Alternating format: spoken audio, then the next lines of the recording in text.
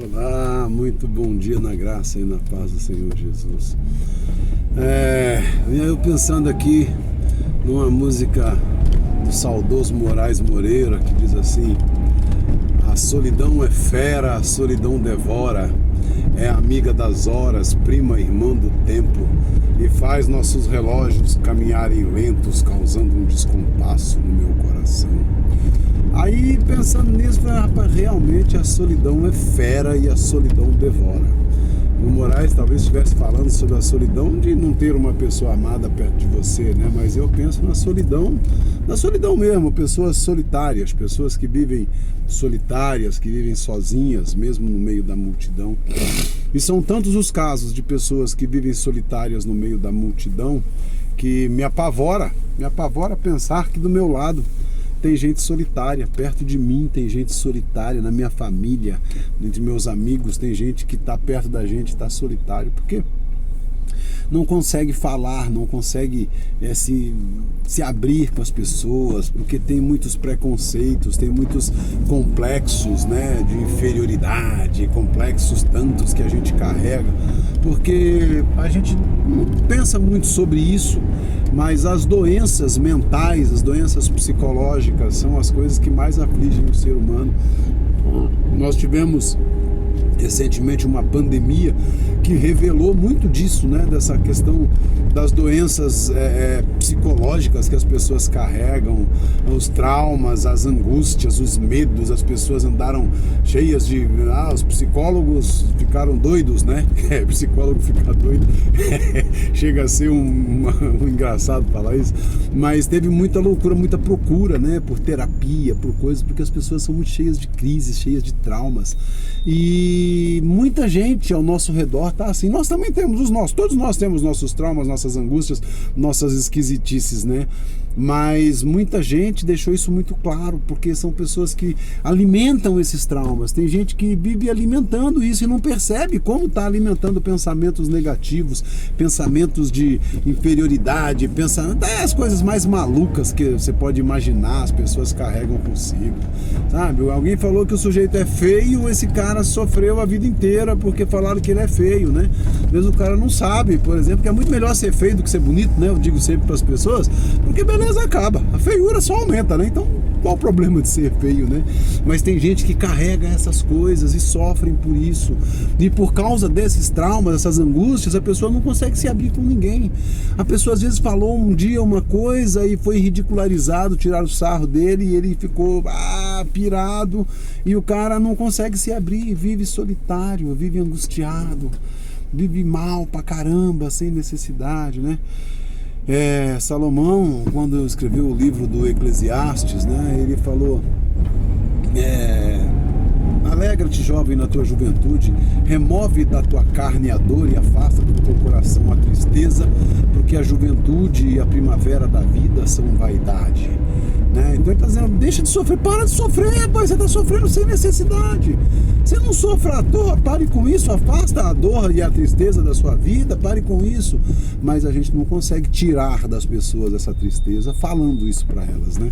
Então tem muita gente sofrendo, tem muita gente angustiada, muita gente triste perto da gente, e a gente às vezes não presta atenção, a gente vai levando, a gente vai fulano é esquisito assim mesmo, mas a pessoa já está sofrendo. E o que eu queria chamar a atenção é para a necessidade que a gente tem de ouvir as pessoas, de se aproximar das pessoas e ouvir o que elas têm a dizer, sem fazer juízo de valor, sem julgar. É outra coisa que as pessoas estão solitárias, estão sofrendo, porque elas morrem de medo de julgamentos. As pessoas chegam na igreja e elas são julgadas por tudo. O cara, sabe, deixou escapar um palavrão, então ei, mano, que negócio, a pessoa tá ali lutando com aquilo, sabe? E cada vez que ela dá um vacilo, ela é julgada, ridicularizada. Então a gente precisa parar com essas coisas, a gente precisa pensar melhor sobre as dificuldades das pessoas, pensar melhor em ajudar as pessoas, em ser condescendente com as pessoas, porque elas precisam da nossa condescendência, precisam da nossa camaradagem, do nosso companheirismo. Nós precisamos, a gente chega na igreja, por exemplo, chama de irmão, irmão fulano, mas a gente não está nem aí, a gente não é nem amigo de longe, quanto mais irmão. Eu sempre digo, né, que se a gente fosse irmão, não precisava chamar de irmão, né? A gente chamaria pelo nome. Porque os meus irmãos, pelo menos, que viveram comigo na mesma casa e tal, lá, eu nunca chamei de irmão fulano, eu chamo pelo nome, pronto, aliás, nem pelo nome, geralmente por um apelido de família. Então a gente precisa se aproximar, a gente precisa ser mais autêntico nas nossas relações, ser mais autêntico com as pessoas, ter menos julgamentos, porque a gente julga as pessoas pela maneira delas, pelo que falam, pelo que, sabe, pela maneira de se portar. A gente julga como se tivesse um código ali de perfeição que precisa ser observado. A gente tem que parar com isso. Em nome de Jesus, temos que parar com isso. Isso não nos pertence mais, isso não faz parte de nós. Isso não pode fazer parte de nós. Nós temos que ser pessoas autênticas e temos que amar as pessoas como se não houvesse amanhã, como disse o poeta, né? Porque se você parar para pensar, na verdade não há. Então, que a gente possa entender aquele princípio que norteou a vida de Jesus Cristo, quando ele disse: o Espírito do Senhor está sobre mim, porque o Senhor me ungiu para pregar boas novas aos quebrantados de coração, restaurar a vista aos cegos e apregoar o ano aceitável do Senhor. Os quebrantados de coração são aqueles que precisam ouvir boas notícias, precisam ouvir as boas novas, precisam ouvir um evangelho. O evangelho quer dizer boas novas. Eles precisam ouvir um evangelho porque estão quebrantados de coração. As pessoas estão tristes, estão amarguradas.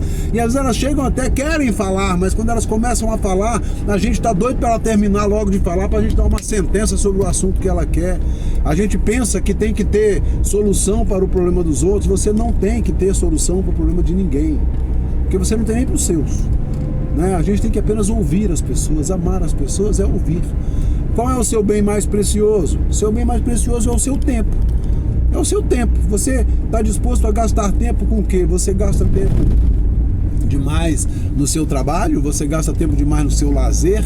Você gasta muito tempo na frente da televisão? Não vou nem falar do celular, porque a gente já não gasta tempo com o celular, né? A gente já vive em função dele. Aliás, uma coisa que eu tenho andado angustiado, como as pessoas penduram a cara no celular, ela tá conversando com você e ela te larga falando sozinha e vai olhar pro celular. Isso é uma doença terrível que a gente tem vivido. A gente precisa cuidar disso, a gente precisa se cuidar para poder cuidar do outro. Então pense nisso. Pense no quanto você anda com o celular. Agora eu não estou falando com você, que estou gravando esse vídeo. Tem uma senhora que está andando na rua ali, ela está andando, ela é deficiente, ela anda meio e pendurada no celular, não consegue tirar a cara desse troço, não consegue parar de olhar para essa coisa medonha que escraviza as pessoas. Precisamos ter cuidado.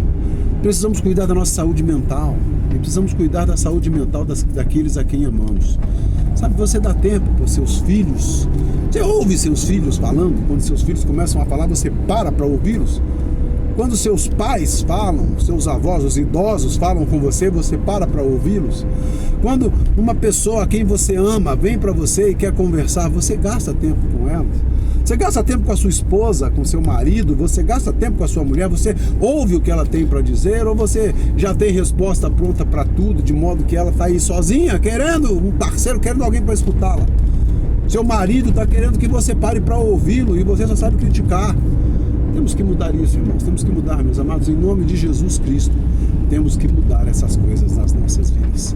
E a minha oração é para que Deus te conduza terminante e determinantemente nesse caminho de mudança dessa postura daquele que não ouve as pessoas, que não dá atenção às pessoas. Porque se você está prestando um culto a Deus, você imagina que está prestando um culto a Deus quando você vai à igreja, você canta as musiquinhas lá e tal, o tal do worship, né? Que hoje fica todo mundo lá levantando a mãozinha e repetindo uma palavra durante horas, né? Seja lá o que for, você faz, você ouve pregações, você fica independente de qualquer coisa. Se você julga estar servindo a Deus, mas não dá atenção às pessoas, cara, seu culto é um culto vão, seu culto não serve para nada. Deus abomina o seu culto se ele não serve o seu próximo. Então, se necessário, pare de ir à igreja, mas dê atenção às pessoas. Cuide daqueles que estão ao seu redor. E você vai perceber uma diferença enorme na sua vida devocional, no seu culto, na sua comunhão com Deus. Você vai perceber coisas que você nunca imaginou. Você vai passar a viver muito daquilo que Jesus ensinou quando você começar a olhar para as necessidades das pessoas ao seu redor. Que Deus te abençoe, em nome de Jesus. Que a graça do Pai seja sobre a sua vida e que você seja muito feliz nesse processo. É o que eu desejo. Em nome de Jesus. Forte abraço, graça e paz do Senhor Jesus.